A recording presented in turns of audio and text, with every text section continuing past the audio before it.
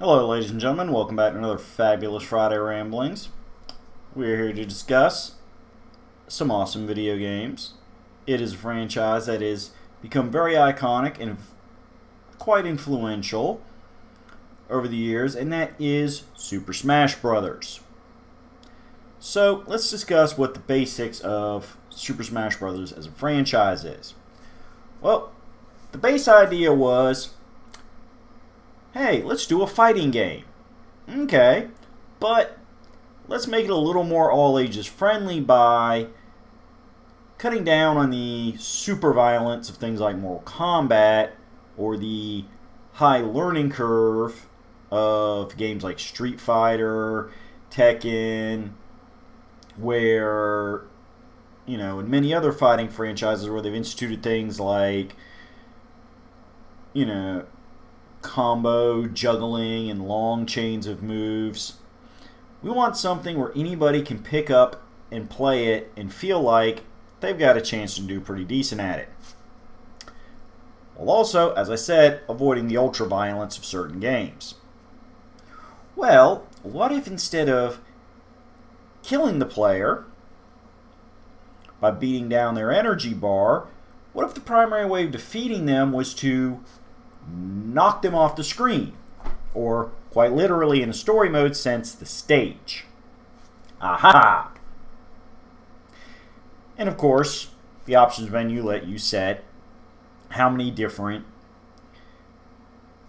lives a person has. So, if you get caught by surprise super early, you're not immediately eliminated. You can give yourself a few more lives, or a ton of lives if you want a long drawn out game. Now, what if, since it's based on being knocked off the stage, in addition to your player's skills, we made the stages have like booby traps and trap doors to catch people unawares? Haha! Well, if we're going to do that, why not have randomly generated items themed to the different characters that show up? But anybody can equip any weapon or even healing items. Because, of course, the more damage you take, the easier it is to get knocked off the stage, so you still have that fighting game component. Awesome! So who do we put in the game? We're going to make a bunch of new characters? No! The original Smash Bros. Game featured Nintendo-owned characters. Now, eventually, over the course of the game, and we will be doing a breakdown of the characters as they were introduced from game to game,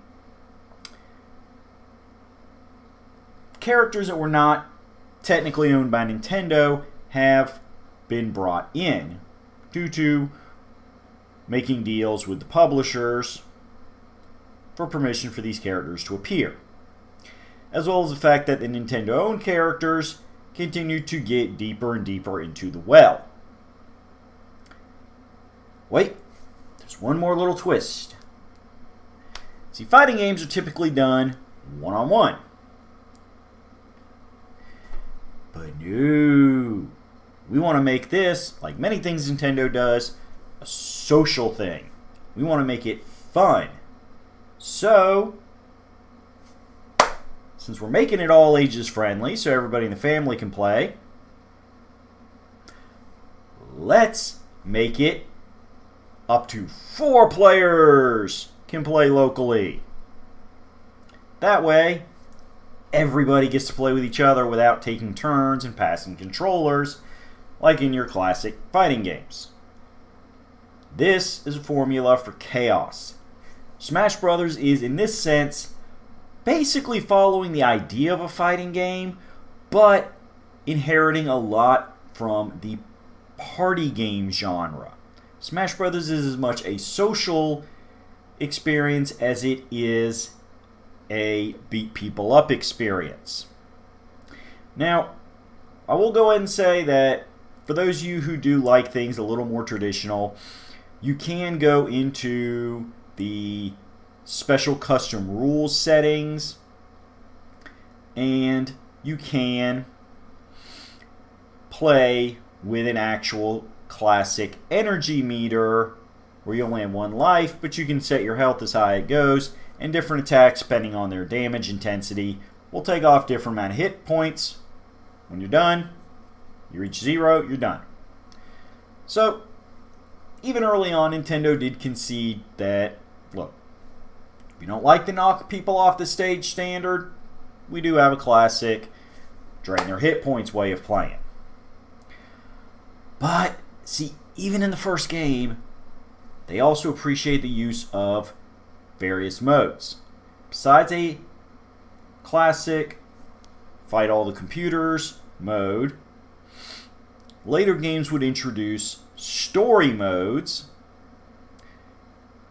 including fighting against bosses that were themselves non-playable characters, and minigame modes like Home Run Derby, where you're challenged to, using the baseball bat weapon, knock a big old training bag as far as you can. Pretty cool. This, in fact, has been linked to various unlock stages and characters in different games, as long as a timed challenge where you have to bounce around a stage, destroying targets, a gauntlet mode where you have limited amount of health restoring and you have to fight through many rounds of battle. All of this is in Smash Brothers. Later games would also bring in the ideas of collectible trophies linked to defeating different challenges, and even special challenge modes like, oh, beat these two characters in a certain amount of time or with only one life, or hey, you beat them but you're normal sized and they're giant sized, things like that. Many of them themselves referencing various iconic moments from legendary Nintendo video games. So, with all that said, let's get into the specifics of the different games.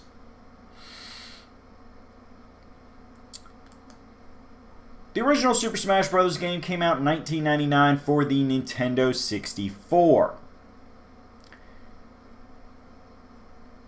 And it featured as your first round of playable characters Mario, Donkey Kong, Link, Samus Aran, Yoshi, Kirby, Fox, Pikachu, Luigi, Ness, Captain Falcon, and Jigglypuff. These last four being unlockable. It also introduced the character of Master Hand, who is the big boss of the entire game. The various characters involved all had, as we said before, stages influenced by their games, as well as the weapons and items being influenced by their games as well, such as Bob-ombs, Fire Flowers, hammers from Donkey Kong, let's see, Pokeballs, Star Rod from Kirby, heart containers from The Legend of Zelda, as well as original items that have since become iconic, like the aforementioned Home Run Bat, the Beam Sword, and the Ray Gun. Now, this game immediately grabbed the attention of the world.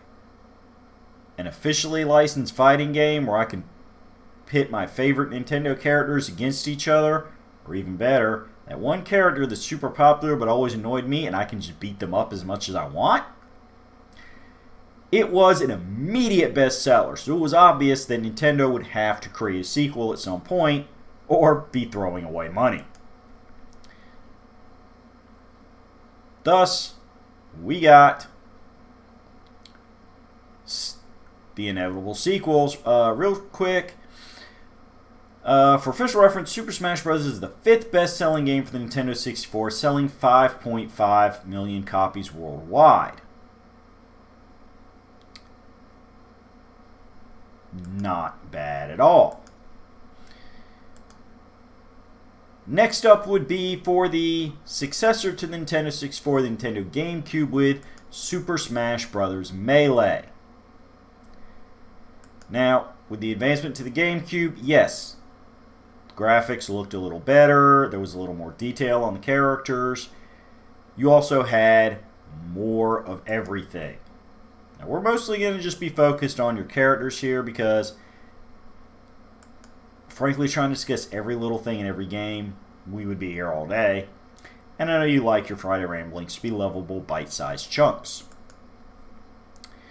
Still, they did introduce new side modes, including a new coin mode where coins appear by hitting an opponent, and if you get knocked out, you lose half your coins. Whoever has the most number of coins at the end of time wins the round.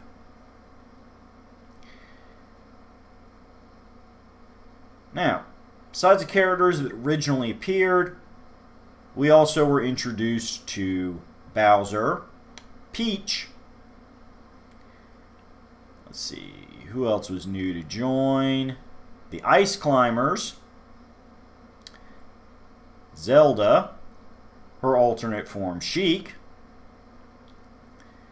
as well as Jigglypuff, Dr. Mario, Pichu, Falco, Marth from Fire Emblem, Young Link,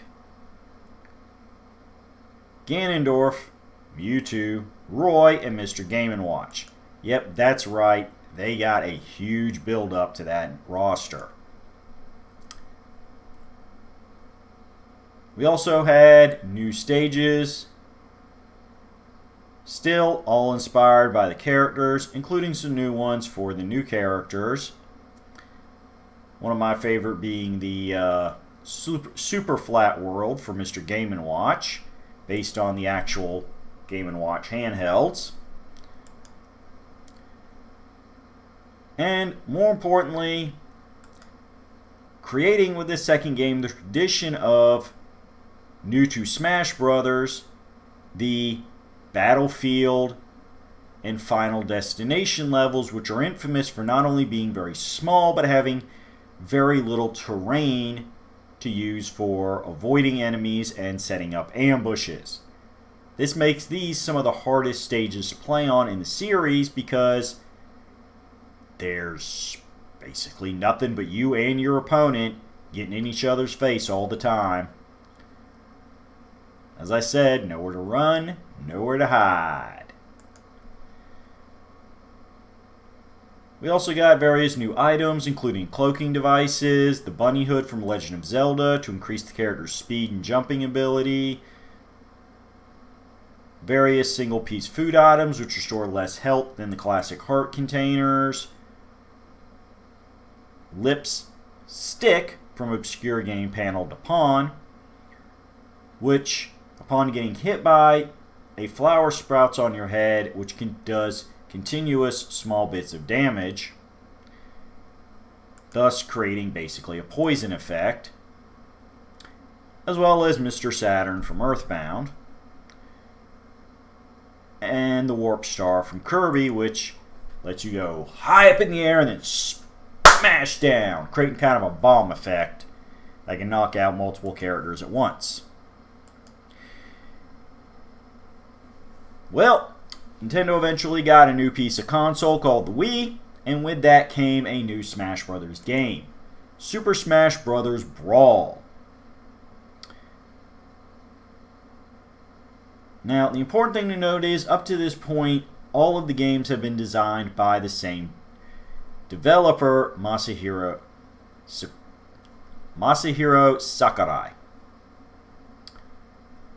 which helps give the games these nice flow from game to game, where you can see they're improving, but they're still maintaining the spirit of the original game.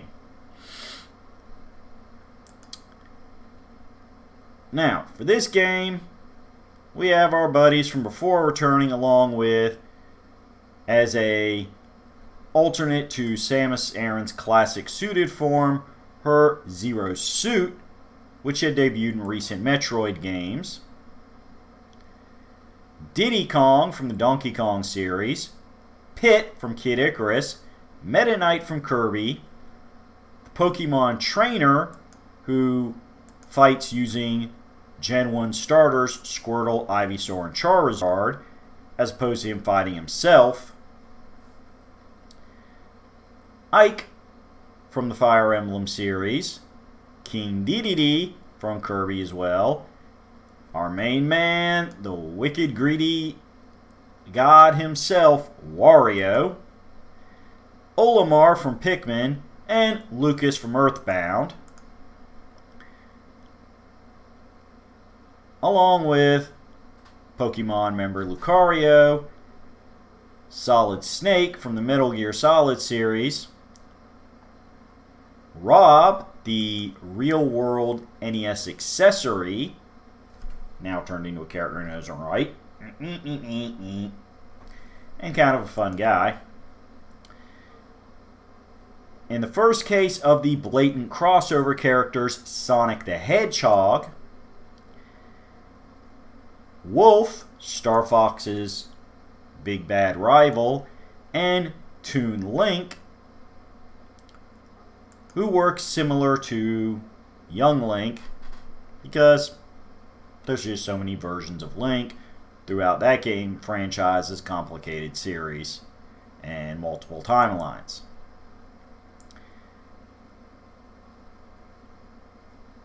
Now, this is kind of an important thing to think. As I said, this is the first time we get a character who is not Nintendo owned in both Sonic and Solid Snake, or if not Nintendo owned directly, somebody who had been exclusively appearing on Nintendo consoles. This started to give Smash Bros. A true grand crossover feel to it, whereas before, while it was a crossover, it was understood to be a crossover of Nintendo affiliated characters. Some of the new stages include Luigi's Mansion from the Luigi's Mansion games, the Spear Pillar from the Pokemon series,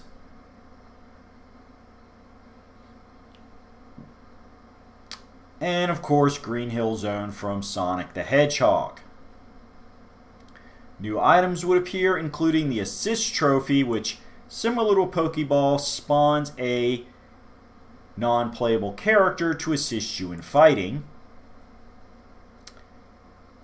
as well as the Gooey Bomb, which can be attached to the ground or a character and explodes after a few seconds.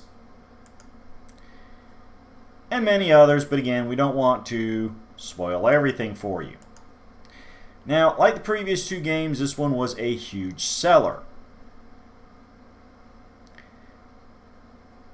And for many fans of the Smash Bros. Series, for a long time there was a serious debate over whether Smash Melee or Smash Brawl was the best Smash game, due to the constantly tweaking mechanics, different stages, different mini modes, different characters. It's a pretty, I mean, there's still people that debate this, even though a couple other Smash games have come out. Still, it is one of the things that puts Smash Bros. Brawl important.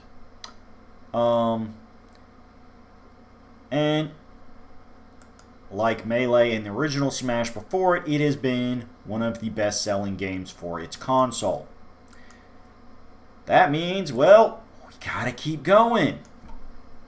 Hey, we got this Wii U, but we also have to admit, over the years, we've become the de facto consoles for portable gaming.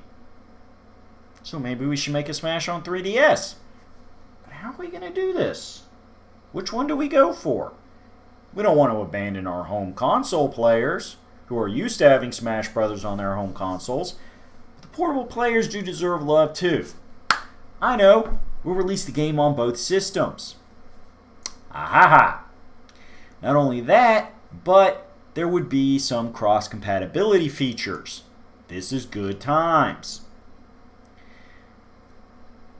Now, This game, I'll admit, while I do highly enjoy it and play it to this day, does have probably the worst name in the whole series, in that it's just straight up called Super Smash Bros. Wii U and Super Smash Bros. 3DS. Not very good on the naming conventions there, folks. Sorry, Nintendo, you did lose a couple points on this series for that one. However, they did up the game by increasing the count from 4 players to 8 players. That's right, you can now have 8 people on a board at a time playing their butts off. This can really make things chaotic and fun, especially for veteran players who needed something to alter the challenge factor.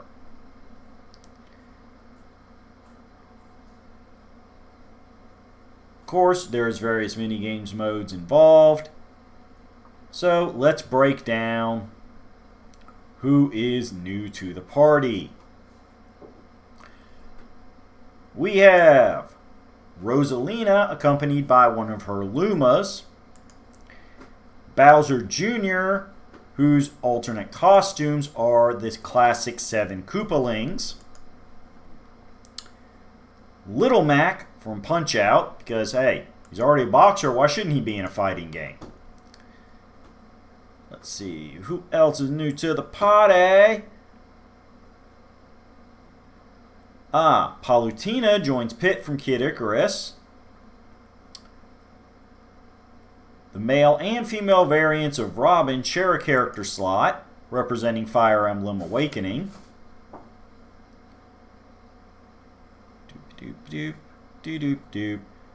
Greninja from Pokemon adds to its legacy with it.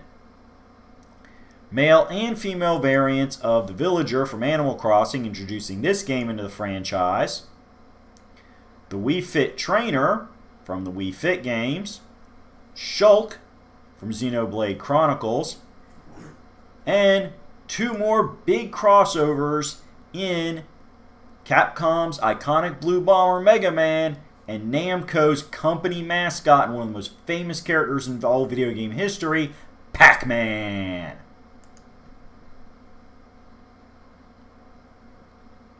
We also have a few more joining the party.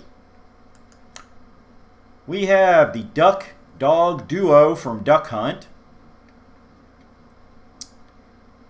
Dark Pit, Kid Icarus's evil counterpart. And also coming from Fire Emblem Awakening, Lucina. But we also threw in, for the first time, DLC characters.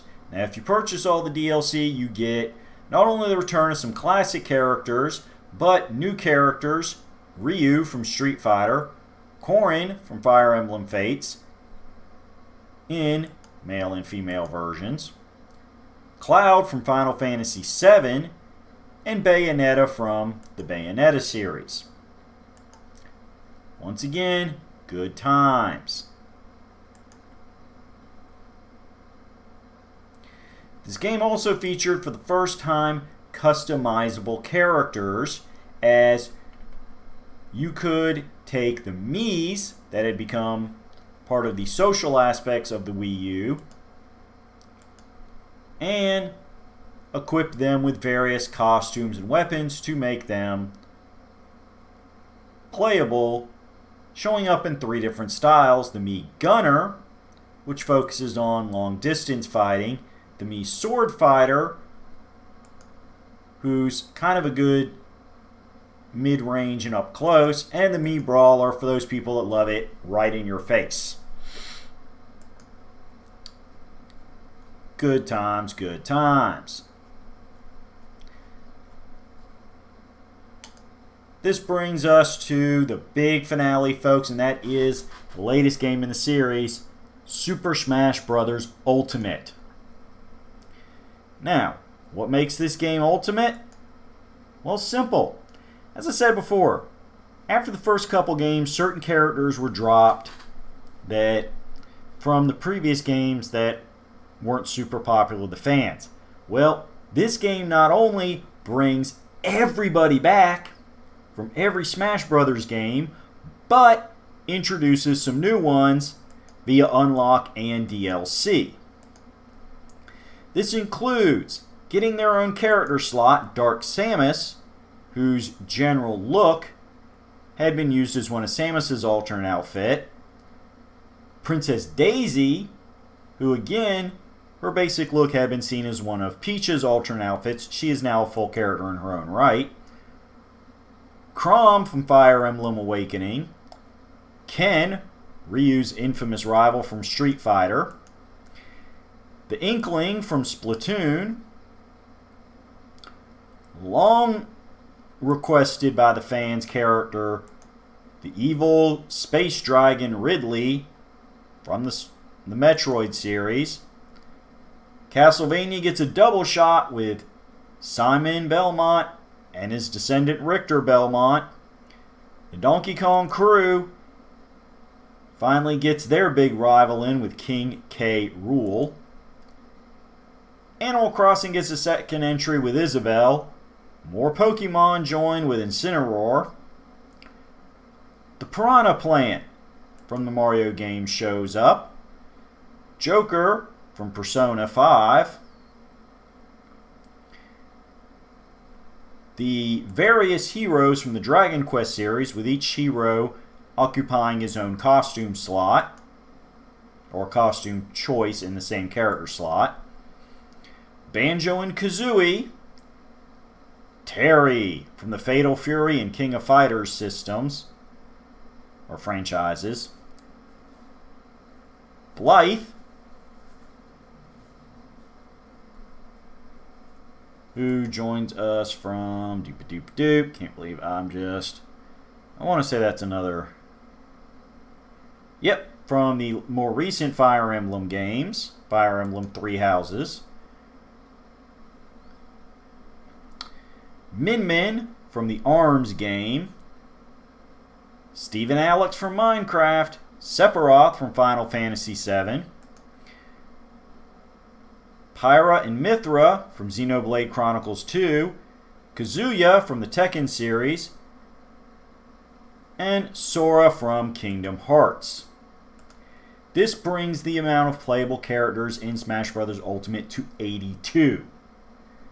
That is a huge roster.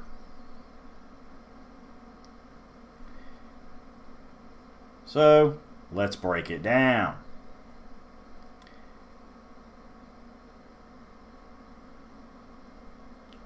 You also get, of course, returning Troublemaker, going all the way back to the first game, Master Hand as an NPC boss, along with a few new buddies to this series, and returning co-antagonist Crazy Hand from the earlier games.